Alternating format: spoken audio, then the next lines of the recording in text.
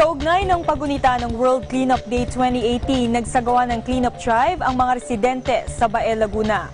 Kasabay nito, isang medical at dental mission din ang inilunsad. May report si Wilson Palima. Kaugnay sa katatapos lamang na pagdiriwang ng World Cleanup Day 2018 na may temang Let's Start Cleaning, It's a New Beginning na nilahukan ng mga mag-aaral sa pampubliko at pribadong paaralan kasama mga opisyal at miyembro ng barangay, mga individual at volunteer, gayon din ang samahan ng Bantay Lawa ay naging matagumpay ito na ginanap sa Community Peace Landing Center, Purok 6, Barangay San Antonio, Bayan ng Bae, sa lalawigan ng Laguna. Ito ay personal na pinanguna ni Konsehal Dan Lanceras, Municipal Councilor, upang ipahayag at ipamulat sa mga kabataan ng problema kung bakit nagkakaroon ng pagbaha dahil sa mga basura na nakukuha sa lawa ng Laguna de Bae. Meron pong pumapasok dito sa aming tributary rivers na halos 30 cubic meter per day. Papaano po natin maiaayos 5 years from now, ano na po ang sitwasyon ng ating lawa? Palagay ko po, kaya po kinikreate namin ang awareness at saka establishment ng ating mga stakeholder na magkaroon ng disiplina upang sa ganon ay talagang mapangalagaan natin ang ayos ang ating lawa.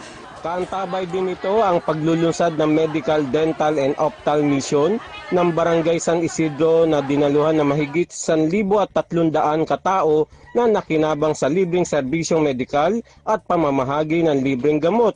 Layunin nitong pangalagaan ng mga mamamayan sa pamamagitan ng kalinisan na naging sanhi ng mga sakit tulad ng dengue. Lumalawak na po ang sakit na dengue. Kaya ako bilang isang kapitan at nagumaganap ngayon sa World Cleanup Day ay nananawagan din na tulungan kami rito sa aming barangay, lalo na yung mga coastal barangay. Apat kami na barangay dito na halos malapit sa Laguna de Bay. At yan ang number 1 naming mission ngayon, maglinis para sa aming mamamayan. At para ipamulat na rin sa aming kabataan ang kahalagahan ng kalinisan.